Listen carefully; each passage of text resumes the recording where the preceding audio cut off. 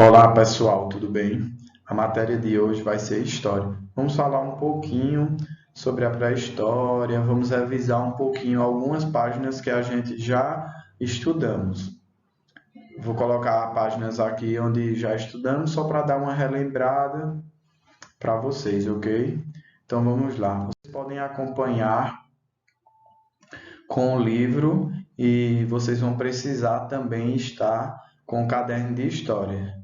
É o que a gente vai utilizar hoje, o livro e o caderno de história. Espero que vocês todos peguem o livro e o caderno de história, beleza? Então vamos lá. Então, na página 31, a gente vai falar um pouquinho vai conhecer, na verdade, um pouquinho sobre a megafauna. Já trabalhamos essa página em sala, já debatemos. Então, eu vou fazer uma revisão bem breve aqui para vocês da página 31. Então, a chamada megafauna é o nome dado pelos pesquisadores ao conjunto de animais pré-históricos que convivem com a espécie humana.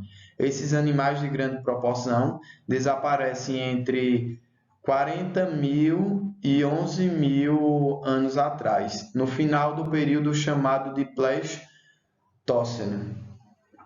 Os cientistas sabem hoje que a extinção da megafauna foi uma espécie de evento em massa que ocorreu em diferentes lugares do planeta ao mesmo tempo. Na América do Sul viveram vários animais desses da megafauna, né? Que descendentes de elefantes e preguiças gigantes que chegavam até 8 metros de altura e a pesar 5 toneladas. Gliptodontes, parentes dos tatus. Alguns sítios arqueológicos brasileiros, como o Parque Nacional da Serra da Capivara e sítios arqueológicos do estado da Bahia, apresentam fósseis desses animais. Então, vai ter aí no livro de vocês, na página 31, alguns desses animais que viviam no nosso território, na América do Sul. E como eu disse a vocês, em sítios arqueológicos, né, que é feita escavação, onde historiadores, pesquisadores e arqueólogos trabalham lá para descobrir, para pesquisar e ver como eram os animais do passado. Então, vocês encontram uma ilustração que representa alguns animais da megafauna que viveram nas nossas terras, né? Já na página 32, ele traz um textinho que eu queria que vocês acompanhassem a leitura. Os animais da megafauna desaparecem. Por isso, dizemos que eles foram extintos. E quais teriam sido as causas da extinção? Em especial na América do Sul. Para saber mais sobre isso, leia o texto a seguir. Então, agora a gente vai descobrir por que esses animais foram extintos. A chamada extinção da megafauna na América do Sul, por volta de 11.000 anos atrás, é tema de debate sem fim. Dois fatores costumam ser apontados como possíveis causas dos desaparecimentos de preguiças terrestres gigantes e mastodontes e cliptodontes, ancestrais dos atuais tatus, e outros animais que poderiam pesar toneladas. Mudanças climáticas que teriam inviabilizado sua adaptação a um ambiente natural em uma mutação e a chegada do homem moderno em seu habitat. Então, como o texto mostra assim, existem vários estudiosos que perguntam por que houve a extinção desses animais. Mas um dos fatores que esses estudiosos apontam que é a mudança climática, que mudou completamente o habitat desses animais. E também a chegada do homem moderno ao habitat, que foi perdendo lugar desses animais, muitas vezes através da caça E na página 32 ele traz um jogo rápido, onde ele diz assim, na primeira questão ele diz, segundo o texto, por que os animais da megafauna foram extintos? Então,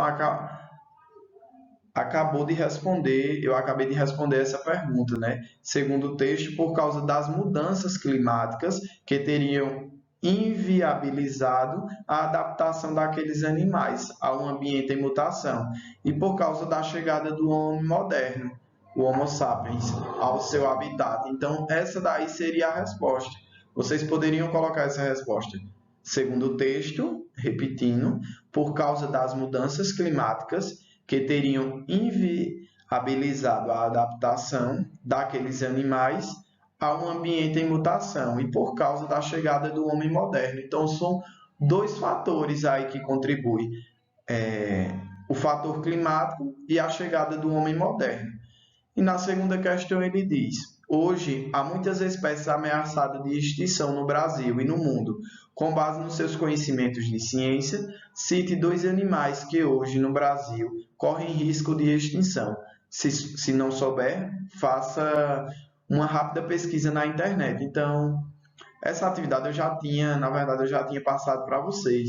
Ela está aqui como forma de revisão e para quem não fez, ir fazendo. Então, no Brasil, a arara azul, o cervo do Pantanal, o lobo-guará, a onça-pintada, entre outros animais estão em extinção. Espero que vocês peguem a caneta verde e vão aí dando a autocorreção. Vamos passando para a próxima. Bem, pessoal, agora eu quero que vocês peguem o livro de vocês e acompanhem na página 33, onde tem o texto apresenta informações sobre as principais características da preguiça gigante, um dos animais extintos da megafauna. Como era a anatomia de uma preguiça gigante? Então, como era a sua forma, sua aparência, a sua estrutura? Ela tinha o tamanho de um elefante e não vivia pendurada em árvores, e sim andava no chão. A espécie era conhecida como o grande besta da América e foi um dos maiores mamíferos terrestres que já existiram e também a maior preguiça gigante. Esse tipo de animal não mais existe. Ela é parente próxima das preguiças e dos tamanduás. Tem aparecido no começo do período Mioceno, 17 milhões de anos atrás, e desaparecendo no final do Pleistoceno. Devido ao seu tamanho, era capaz de alcançar lugares altos e nunca ficava sem comida. Entre suas características mais marcantes está o modo como apoiava os pés no chão, pelos lados, algo que não ocorre com nenhuma espécie de mamífero atual. E traz outra informação, o texto, que é a dieta. A dieta do Megantherium era herbívoro e, devido ao seu tamanho, alcançava com facilidade desde vegetações rasteiras até galhos de árvores. Dessa forma, ela nunca tinha escassez de comida e provavelmente por causa disso, a espécie conseguiu se espalhar da América do Sul para a do Norte, no Pleistoceno. Não há confirmação, mas estudiosos sugerem que o animal possa ter tido uma língua longa e precil, como a do tamanduá. Então, ele traz algumas informações da dieta, e como era a sua anatomia, sua estrutura, da preguiça gigante. E depois ele vem com uma atividade de duas questões que a gente podemos responder agora. Então, no primeiro quesito, ele fala o seguinte: de acordo com o texto, como era a alimentação do bicho preguiça gigante e como ele tinha facilidade para conseguir comida. Então, como a gente leu no texto em cima, se torna muito simples responder essa pergunta. O bicho preguiça gigante era herbívoro, ou seja, só se alimentava de vegetais Então ele era herbívoro. Vamos copiando aí, viu? Com um lápis e passando a caneta verde para autocorreção. Repetindo, ele era herbívoro, que ele se alimentava de vegetais. Ele conseguia alcançar lugares altos por conta do seu tamanho e por isso nunca ficava sem comida. Fizeram aí? Na segunda questão, ele diz o seguinte: qual é o nome científico da espécie do bicho preguiça gigante?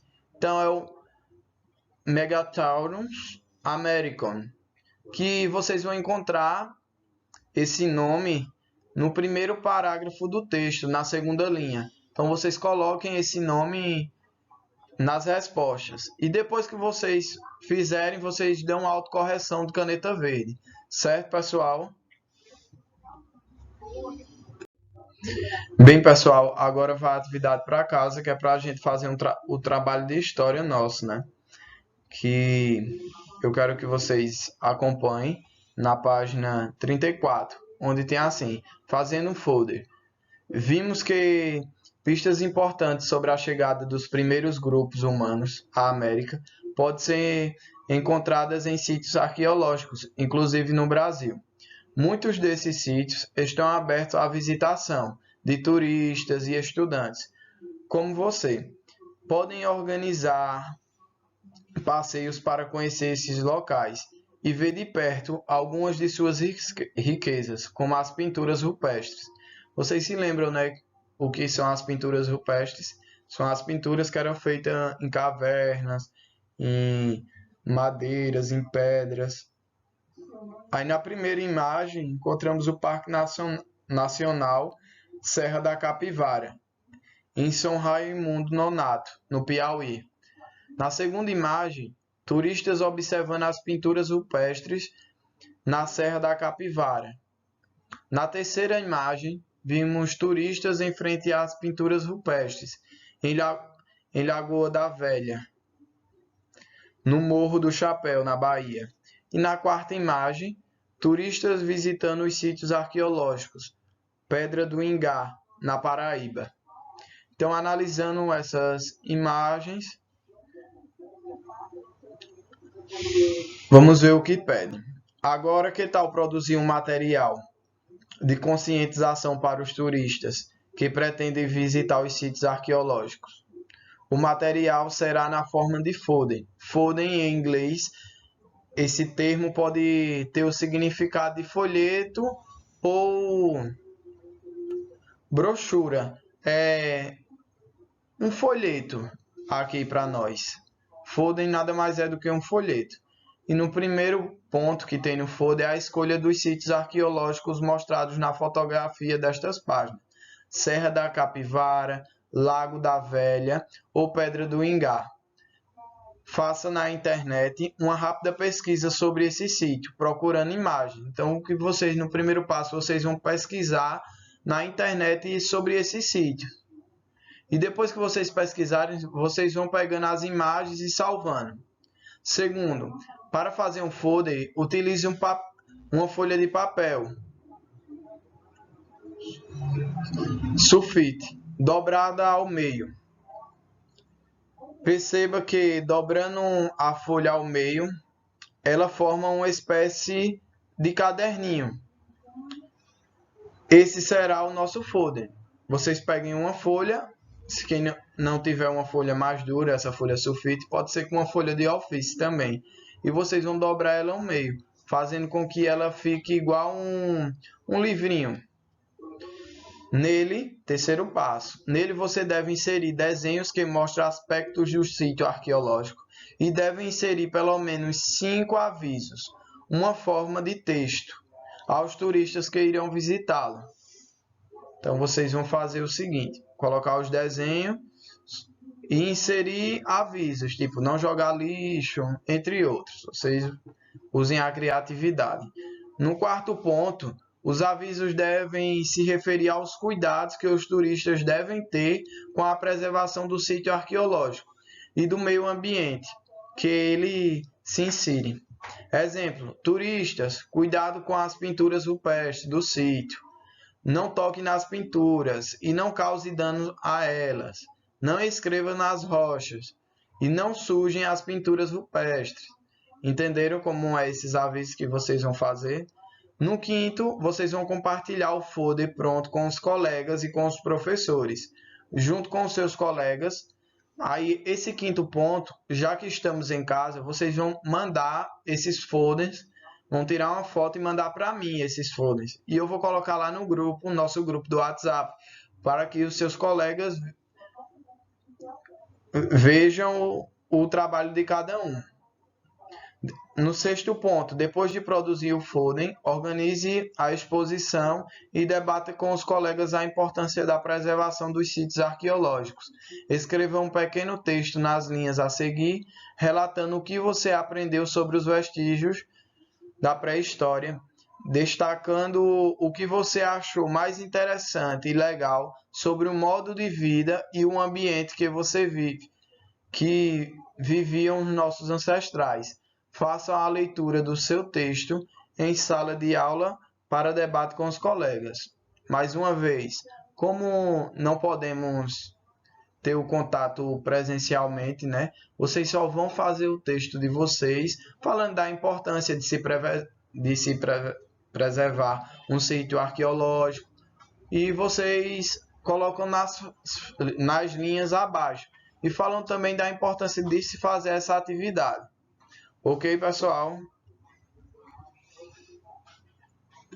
Então também eu disponibilizei uma atividade para vocês ir fazendo na plataforma, onde vai falar um pouquinho sobre a megafauna e vai ter algumas questões para vocês responderem. Exemplo, a primeira questão vai ter o que é megafauna, quais eram os animais da megafauna, quais animais foram extintos da megafauna e quais fatores levaram à extinção dos animais da megafauna.